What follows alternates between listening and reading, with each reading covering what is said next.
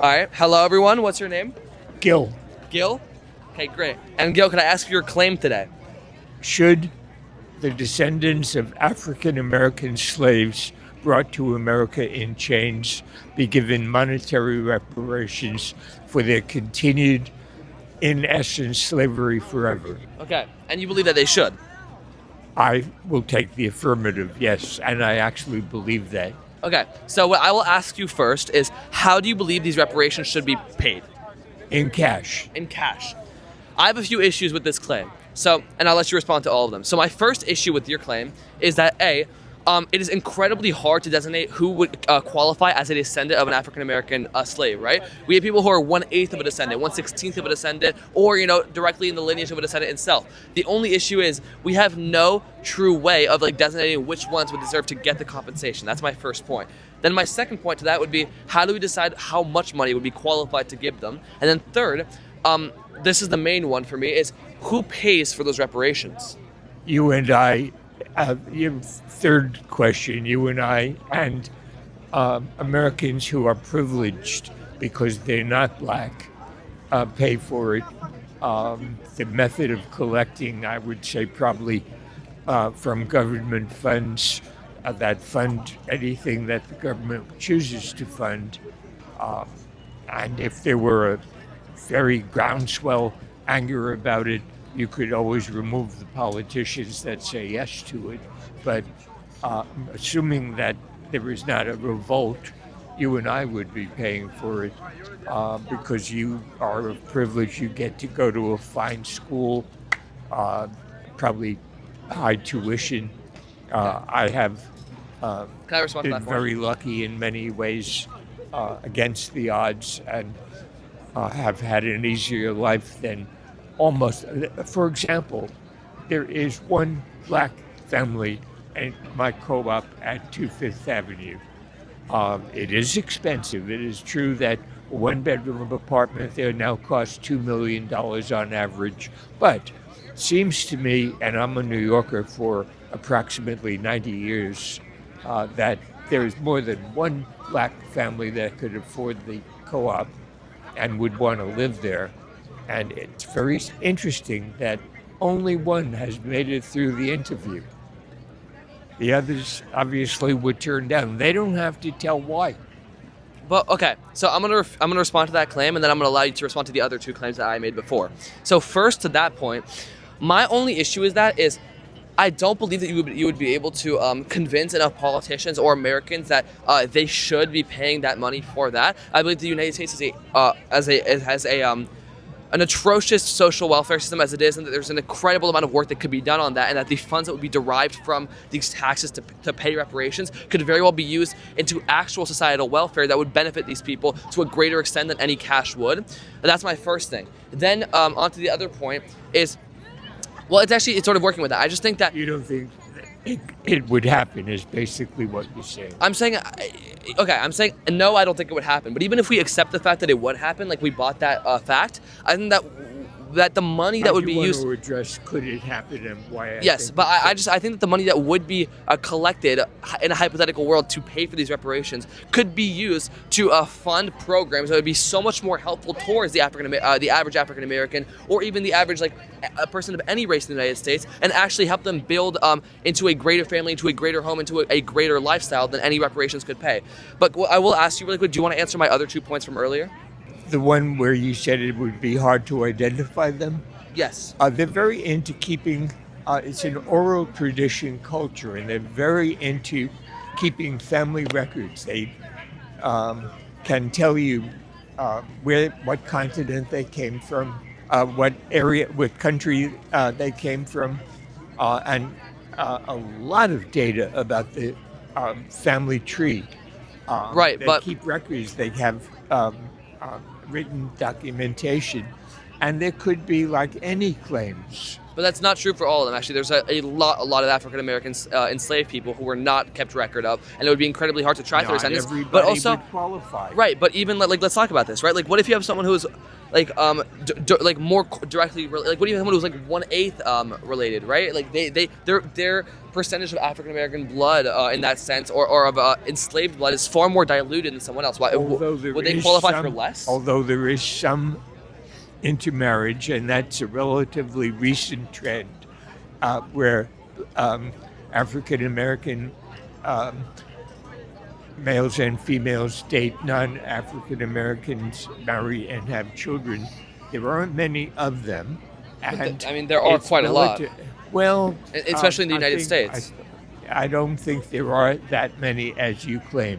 But in the absence of you having specific data, nor do I, let's leave that as a maybe. We don't know. Okay, I would prefer for us to accept the fact that there are many. Right, it doesn't have to be like a tremendous amount, but there are few, and neither of us can cite a data source. I was a research psychologist for our Million Children school system. There were two of us at headquarters, and I'm very data oriented. Anybody can make any claim to anything. I could claim I'm not here. You could claim you're not here. And we could discuss it and debate it. But common sense tells us we're both here.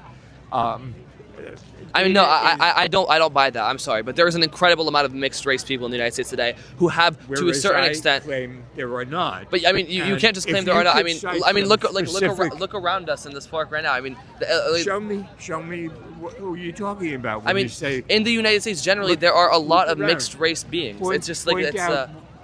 What you see that do you not believe that in the United States there is a lot of mixed race beings? A lot relative to our population, no. A lot relative to the amount of population, no. A lot relative to the amount of compensation that you would have to give them. I mean, this is a very loose word. How would you even? That means to okay, me but then to say the truth more is than nothing. We disagree on how many. I mean, we disagree right now, but like think about it. Even if there's one, how do you decide how much compensation that person will receive in comparison to someone who has more African American like enslaved ancestry? How do you differentiate the two? Ken Feinberg makes payouts to any claim situation. It's evaluated on a very individual basis. There are numerous payout situations. Very often they call in an expert. He's not the only one, but he has more experience. Ken Feinberg is a lawyer that specializes in this area, and they have a variety of indices that indicate the ultimate payout. Some get more, some get less. You may disagree with his thinking on the subject. He's the one that is pioneering this area. Others have picked up his technique. It can be done.